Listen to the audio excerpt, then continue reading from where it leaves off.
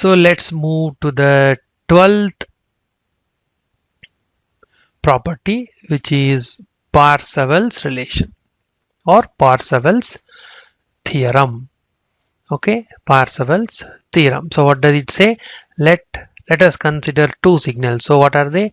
X of t with Fourier transform x of j omega, and y of t with the Fourier transform y of j omega. So Parseval relation says that then integral minus infinity to infinity x of t multiplied with y star of t dt is equal to 1 by 2 pi integral minus infinity to infinity x of j omega multiplied with y star of j omega d omega. So this is a generalized Parseval relation. Okay, so this we call it as what? Generalized Parseval relation. Okay, we'll prove this result. We'll prove that. Okay, it's nice. Okay, generalized Parseval's relation. Okay, Parseval's theorem, whatever.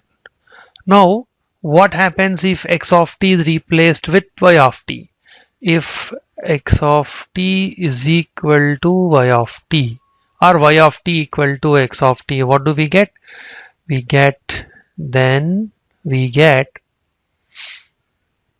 what? Integral minus infinity to infinity x of t multiplied with x star of t, which is nothing but mod x of t whole square dt, which is nothing but 1 by 2 pi integral minus infinity to infinity. Here what will happen here? X of t is y of t is replaced with x of t. So y of j omega should be replaced with x of j omega. What do you get? X of j omega multiplied with x star of j omega. That should be modulus of x of j omega whole square d omega. Okay, so this what does this say? From our first chapter we know that this is nothing but energy of the signal small x. Small x in the sense time domain. So this is energy of the signal, which is equal to 1 by 2 pi, and right hand side is what? So this is nothing but energy of the Fourier transform x of j omega. That should be E capital X. So what does it say? Energy of the signal in time domain is equal to energy of the signal in Fourier domain divided by 2 pi, except that scaling factor 1 by 2 pi, energy remains same. So this we can say that this is law of conservation of energy, correct? So law of conservation of energy. Okay, law of conservation of energy. Why? Even though you take the Fourier transform of the signal, the energy is not going to change except for that scaling factor 1 by 2 pi. Okay, yes. So now let us try to prove this result.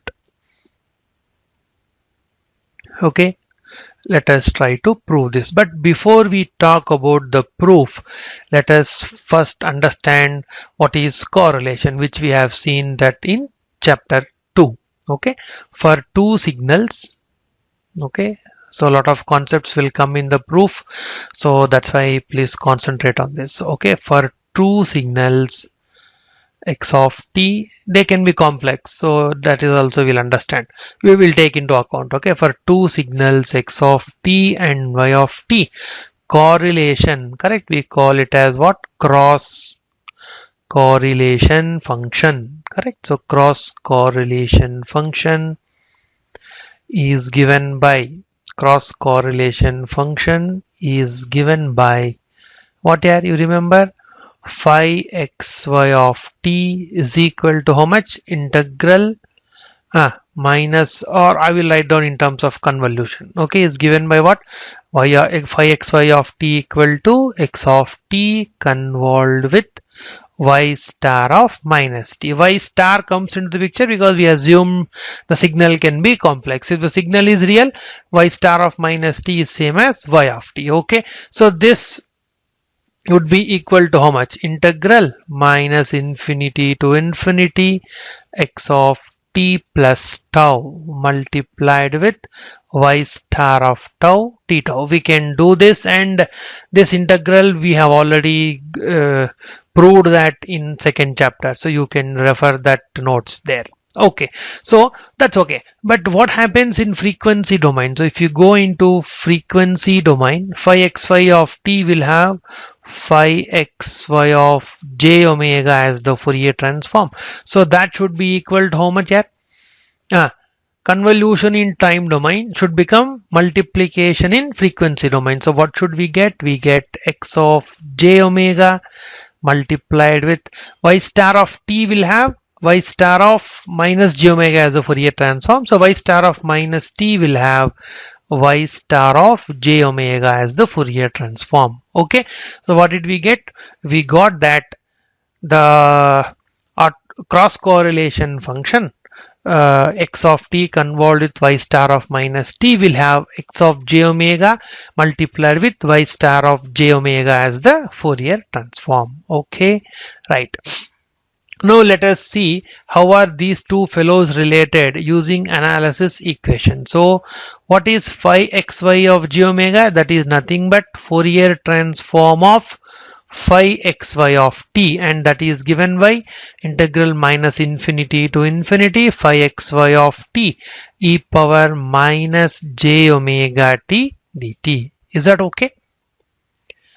Okay, this is the analysis equation. Similarly, what is synthesis equation? Synthesis equation would be phi xy of t is equal to 1 by 2 pi integral minus infinity to infinity phi xy of j omega multiplied with e power j omega t d omega. Okay, right. So this would be the synthesis equation. Now here we do a small trick. What will happen if I replace t with 0 here? What happens if I replace t with 0 in this? So phi xy of 0 would be equal to how much?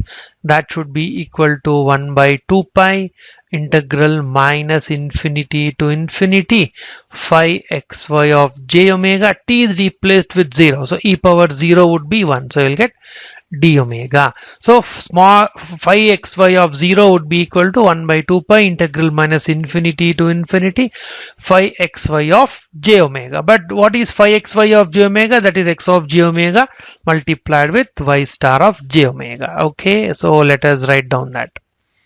So this is equal to 1 by 2 pi integral minus infinity to infinity x of j omega multiplied with y star of j omega d omega. Okay, so that would be our phi xy of 0. We got everything in terms of Fourier transform. But what happens in time domain? So we know that phi xy of t is how much? Integral minus infinity to infinity x of t plus tau y star of tau d tau. Now I replace t with 0. What do we get? I'll write down that again so that it is clear. So we got,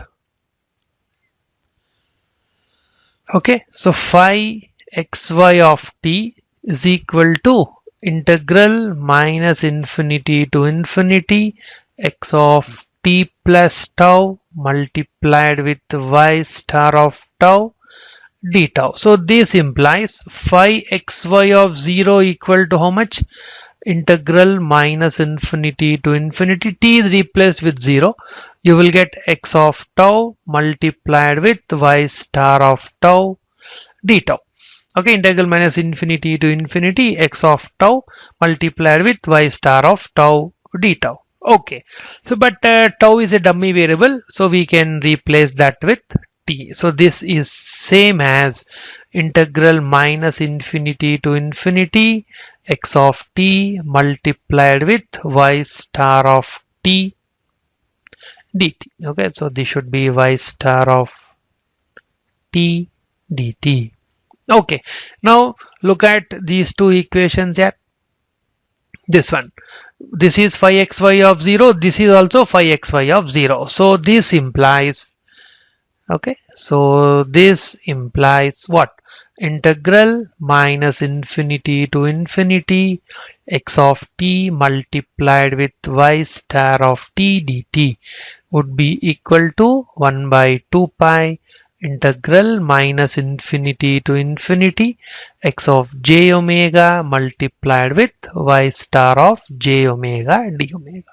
Okay, so but if you look at this integral little bit carefully, this is nothing but what here? This is nothing but dot product of x of t with y of t. Okay, so dot product of x of t with y of t is defined like this. We have seen this again when we talked about dot product of the signals in second chapter. So this should be equal to 1 by 2 pi. And what is this? This is also dot product of whom? X of j omega and y of j omega. Okay, and y of j omega. So what does that mean again?